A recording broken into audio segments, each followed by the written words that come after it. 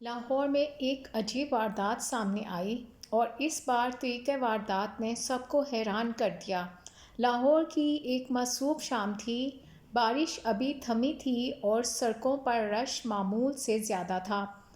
ان drive driver Zeeshan اپنی آخری سواری کا انتظار کر رہے تھے کہ اچانک ایک رائڈ آئی۔ ذیشان، جو ایک ان ڈرائیو کیپٹن ہیں، معمول کے مطابق جوہر ٹاؤن میں رائڈ کے انتظار میں تھے کہ ایک خاتون سائمہ خان نے انہیں بک کیا۔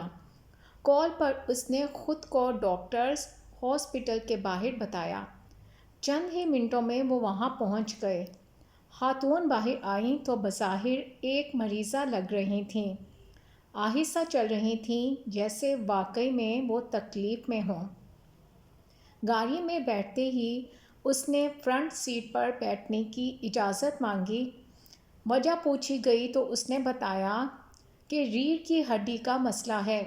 ڈرائیور نے ہمدردی میں اجازت دے دی۔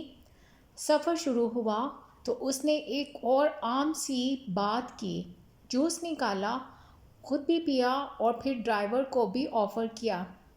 پہلے تو ڈرائیور نے انکار کیا، مگر پھر وہی جملہ جو اکثر نرم دل کر دیتا ہے، بھائی رزق کی بے حرمتی نہ کریں۔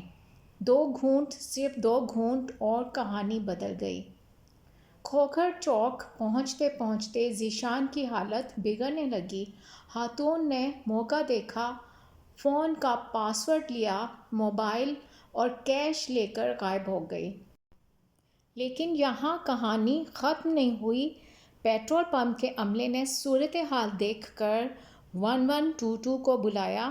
پولیس کو اطلاع دی گئی اور پھر وہی چیز جو اس کیس کو خاص بناتی ہے، تیز ایکشن۔ سی سی ٹی وی فوری چیک کریں، موبائل کا IMEI trace location live track. چند گھنٹوں میں پولیس اسی خاتون تک پہنچ گئی۔ وہی فون ہاتھ میں اور مزید رقم نکالنے کی کوشش میں۔